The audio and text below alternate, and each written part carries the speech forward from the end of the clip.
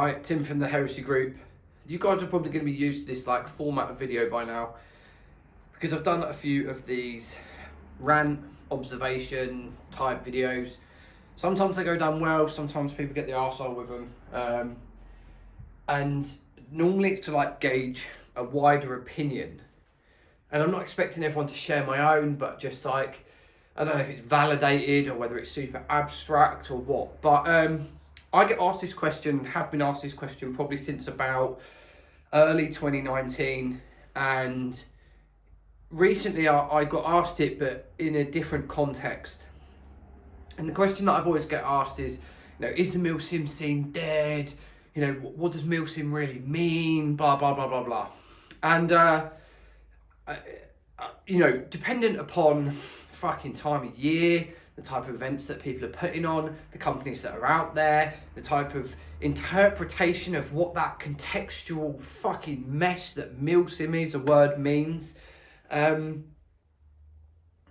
always had varying opinions on it. Now, what I was asked that's a spin on that, but something that I wanted to talk about, was would you still class yourself as a Milsim player? And I thought, instantly, like, knee-jerk reaction, oh, fucking course I am, yeah, Milsim, innit, yeah. But actually, upon reflection, it's a really, really interesting question because I would probably say no. No, I'm not a Milsim player. And partially because of the way that I frame that contextual thing that is Milsim. Now, everyone is going to frame this to something different. Some people are going to categorise it upon if your event has structure, then it's a Milsim. If it has factions of equipment or teams that are based upon real elements, then it might be classed as a Milsim. It doesn't matter how long it is. It might be a Milsim just because you fucking labelled it a Milsim, right? As an event organiser, and that might be to try and attract a different calibre or player. It might just be because you're capitalising on this kind of fuzzy fucking mess that the term Milsim is. But when I got asked this, I'd probably say no. I mean, and there's a few things that are in part to that response of me saying no. One of them being, I don't feel like I've been to a Milsim in my own sense of what that term means in a fucking long time. What does Milsim mean to me? Fucking hell, this is going to be hard. I actually didn't even plan on talking about this. So I've got to kind of think on the fly. But one thing I will do in this video is just be brutally honest. So please, if you're an event provider, if you've done this, if you feel like I'm subjectively talking about you, if you feel like I'm upsetting you in any way, don't hide in a Facebook group and slag me off. Like, DM me and I will tell you if I'm talking about you or not. Okay, here we go.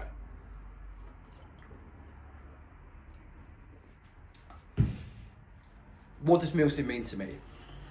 Okay, a Milsim to me is an event that when I book onto it, I book onto it knowing that I'm about to push myself. That mentally I'm about to put myself in a different position than rocking up to a Sunday game. It might mean physically that I want to push myself. It might mean that in regards of the landscape, the layout, the time on the ground, the adverse weather conditions, whatever that mixture that will be thrown at you, I'm going to that event to try and push myself in many ways. And I'll give you some examples of this and I'll talk subjectively about stuff that I've done that may not correlate anymore because those type of events aren't around, but I'll try and put you into what that kind of term Milsim means to me. I used to play at this place called The Valley. It's on the backside of the Brecon Beacons. It's very fucking steep. The weather was always shit. You had to cross rivers and lots of barbed wire fences. People go, oh, no, that's not hard. No, it isn't fucking hard crossing a barbed wire fence. But crossing 40 or 50 of them throughout the day with your webbing on, with your kit, helmet, bergen, back, it becomes incredibly fucking tiresome. Just putting your leg and hopping over those fences and hopping over another one and hopping over another one, fatigued, wet, cold, whatever. I think about it so fondly now of wishing that I would get to that fatigue point at events.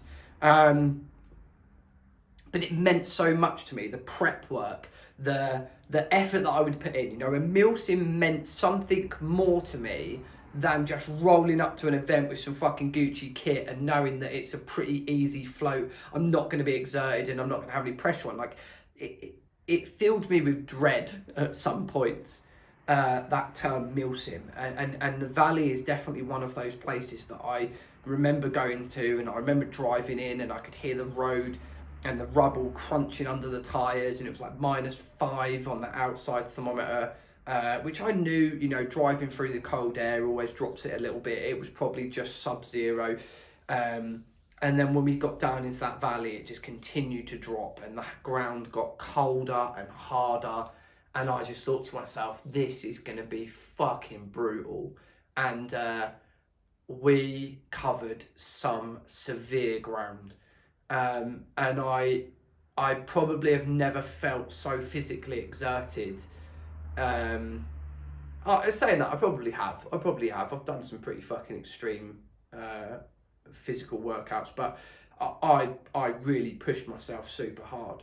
But as well as physically pushing myself hard, I was amongst a few people that I was desperately trying to make sure that I kept up with, from a mental perspective of observing my surroundings, of being on point with my admin, of being on point mentally and focused. Like, I was focused on being there. I wasn't thinking about Instagram, I wasn't thinking about work, I wasn't thinking about my family, I wasn't thinking about anything else. I was mentally there. And that, in some part, is also what Milsim means to me. It enables me to completely fixate on what I'm doing, supporting the people around me, making sure that I am not the weak fucking link in that group of individuals. And for me, that is in part some of the escapism. You know, I am not a soldier or someone who's trained or someone who's done military training. It doesn't come second nature to me. You know, this is LARPing or fucking escapism or however you want to phrase it. You know, it enables me to escape from the norm into somewhere where I am uncomfortable, you know, and where I mentally feel on edge being in this environment. So Milsim really means to me an event, or I don't know if you can even call it an event, you know, an organised weekend, subjective to time periods, and I get that, and I've always dug things like Octo 8 out and said, you know, you're not a Milsim company, you start at 10 in the morning and you finish at 4, you have a structured fucking lunch break. That's not a Milsim to me, and I've been very vocal about that. And so the time period is really important. You know, we used to start at the Valley on Friday, and you would sleep out on the ground on the Friday night, and you would start first thing Saturday morning, but you'd already had a night of, like, you know, being in this tough environment, and so everyone would wake up a little bit groggy and a little bit rough, and probably, you know, like myself, you know, I don't sleep out in the fucking wild all the time. I'm not used to being out on Salisbury Plains and doing like 4 weeks of exercises. I'm used to getting up in the morning and a hot shower and a nice coffee and being comfortable, and so, you know, for me, that was part of it, and then immersing myself in that weekend and knowing that I would not get a second to compromise those feelings. I wouldn't get this period of going, oh fuck it, I'm just gonna stand around in the fob on my phone. You know, that they just weren't things that were in my mind. You know, I don't have any photos from those periods because I didn't take my phone out with me. Like, it wasn't a concern to create media and do stuff for the gram. You know, it was about being there and kind of almost in a hedonistic way having escapism. At the same time, there was a certain level of individual that was at these events at this specific time that I was going, that meant that you couldn't just switch off. You couldn't rest on your laurels. You couldn't stay still and just take advantage that people are going to be lazy. Everyone was pushing fucking hard, and that continued to elevate to this point where there was actually a very small select group of people that used to go to the Valley, and it would be the same faces all the time, and you know that at 1, 2, 3, 4, 5 o'clock in the morning, these guys are going to be moving, they're going to be up, they're going to be around. one reason for that is because it's fucking cold.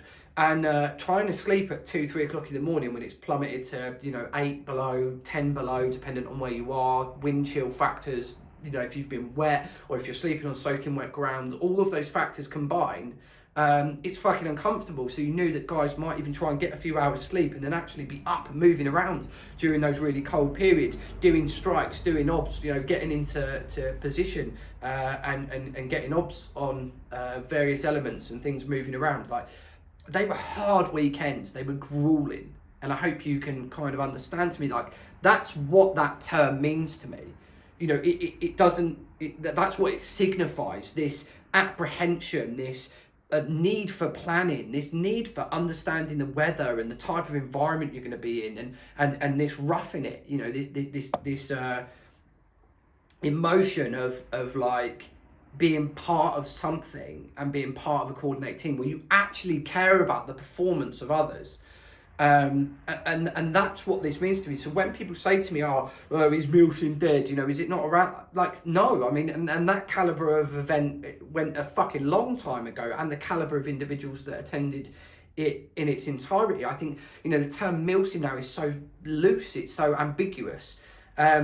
I see loads of shit on Instagram. I spend way too much time on Insta, as most of you will know. I probably send a lot of you really fucking stupid videos at like 4 o'clock in the morning when I don't sleep.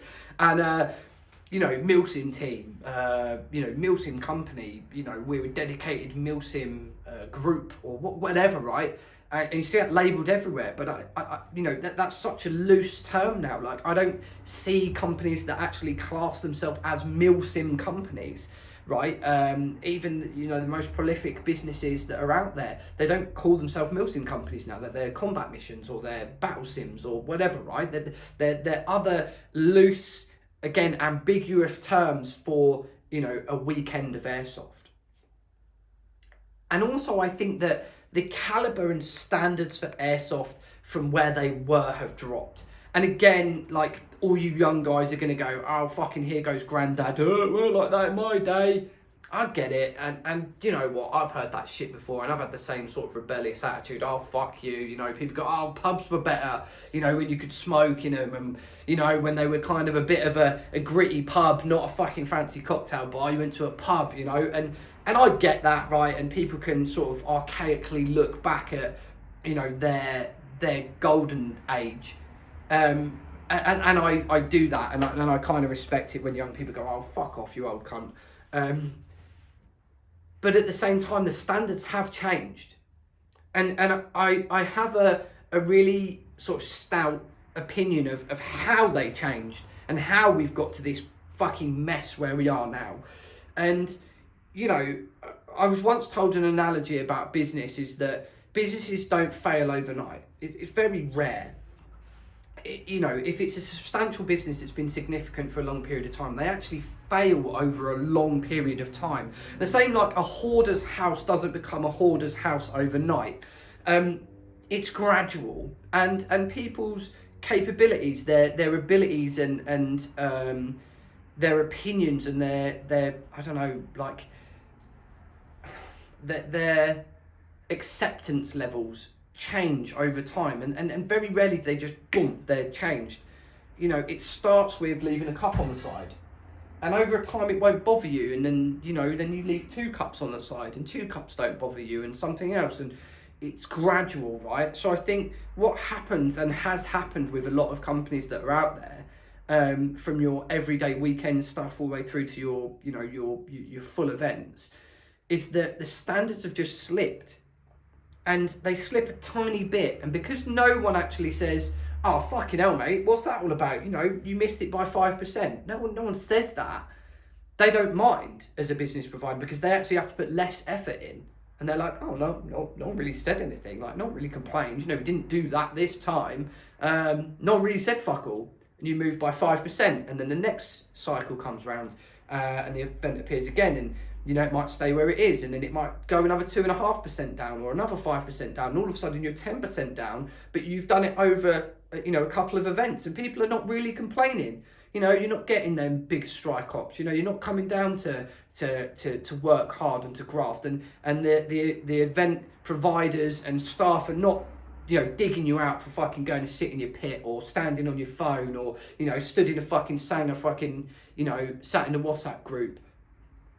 And all of a sudden, once you've spun that fucking spiral of change 4 or 5 times, you're down by like, I don't know, let's just say 7% of the time.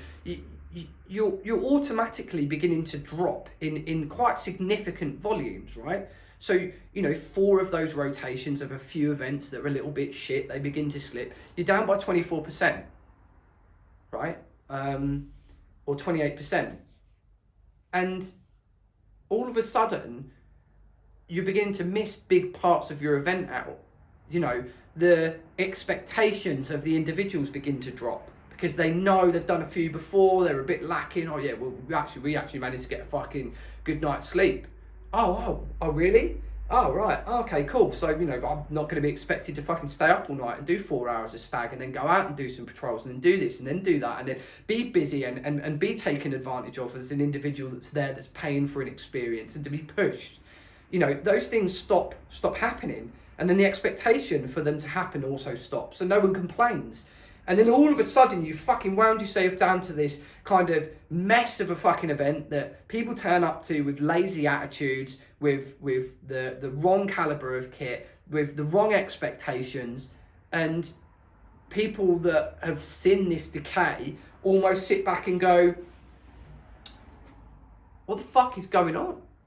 Like, this inability for people to go out and really go ham all weekend is gone. And the expectation for them to do that isn't there either. So all of a sudden you've got your punter that turns up expecting an easy weekend, expecting not to have to go hard, expecting to be able to turn around to the staff and go, oh yeah, fuck that mate, I ain't doing that. The tables have just flipped into this weird fucking haze. I always looked at, quite a few event companies, and I think CAG was probably the biggest one for them. And I talk about them knowing that no one from CAG is ever going to fucking see this. And even if Smudge did, at the end of the day, I'm just being truly honest, I'd never ever been ridden so fucking hard than I did at a CAG event. And this is by someone that I knew really well.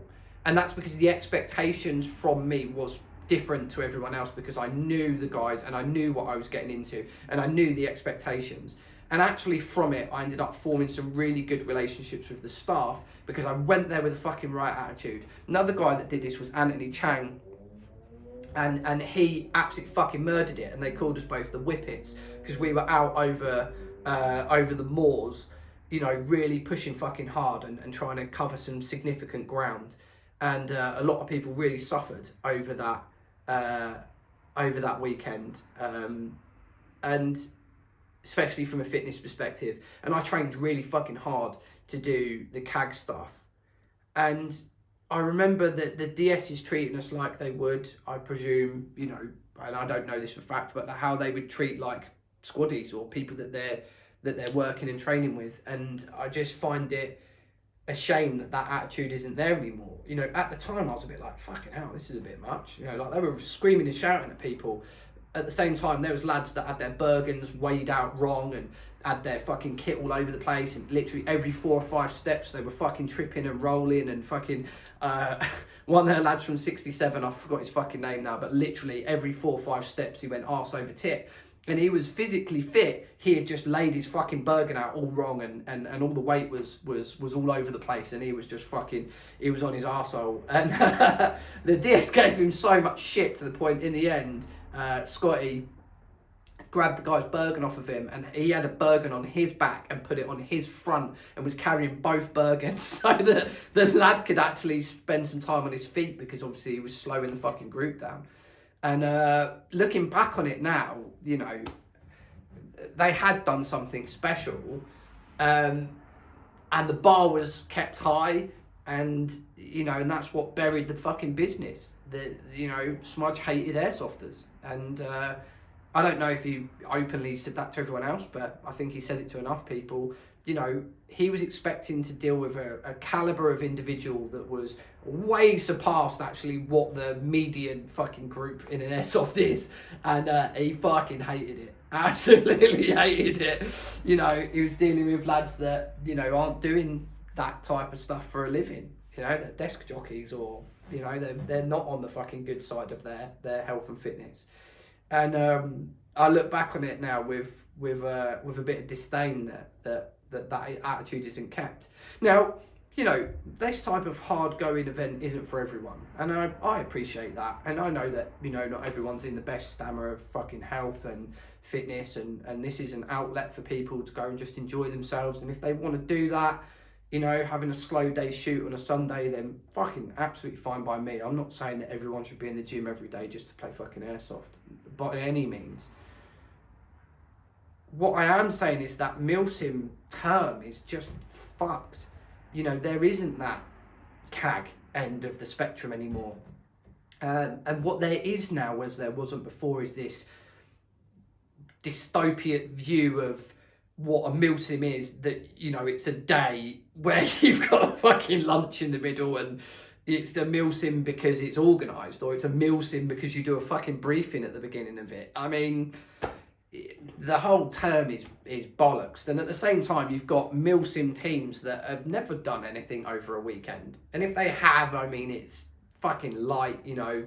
All right, guys, we're going to down tools at 5, and we'll put the barbecue on, and we've got a burger van, and then we'll start about 10 o'clock tomorrow morning when all the Sunday punters turn up, and they're like, yeah, Milsim. It's kind of fucking weird. But I wouldn't class myself a Milsim player, and I think that's because there isn't Milsim to be played. Not at least how I class that term. So, in answer to the question, then no. Do I wish that there was those types of events out there? Absolutely. Absolutely. And people go, well, look at, you know, the US guys and the Yanks, you know, they do these huge big Milsims, loads of players there and all that other sort of stuff. And I think at some point we will end up catching up with where the US is at, is that there is a huge contingent of players that are now beginning to formalise those groups, where the demand is so high for those higher caliber events, where people are training, are fit, are on point, are fucking doing it, where they're becoming more popular. But before the American contingent have got to where they are now, where there are those caliber of events happening, they've gone through a lot of shit on the way to get there. And 90% of that shit is guys that want to have all the Milsim kit and all the drip and comms and night vision and all this other shit to look like they do Milsim, but not actually have to do Milsim, right?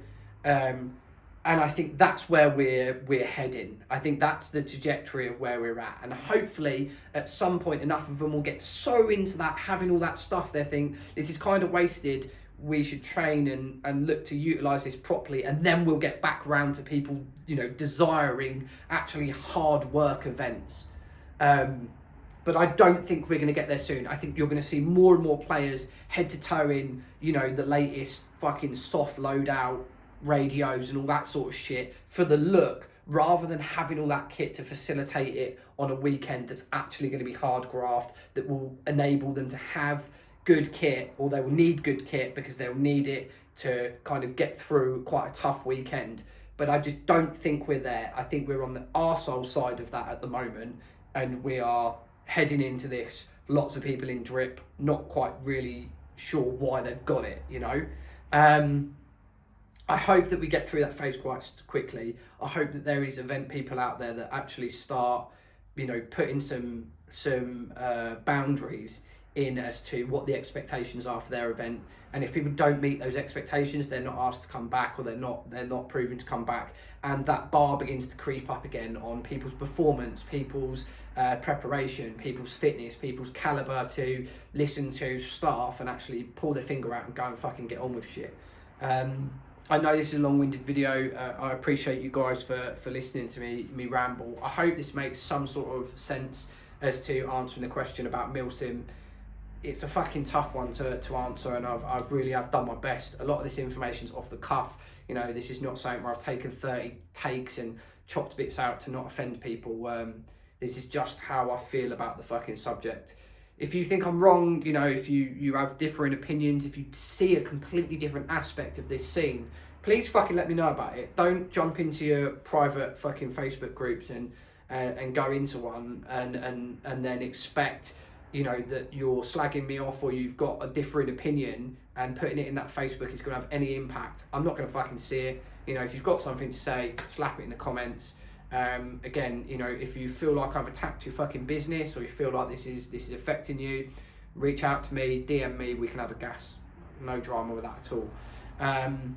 I will do more of these, obviously, as subjects come up that are interesting. Enjoy the rest of your cup of tea or beer or whatever you're drinking. Let me know, hit the comments, and I'll speak to you soon. Peace.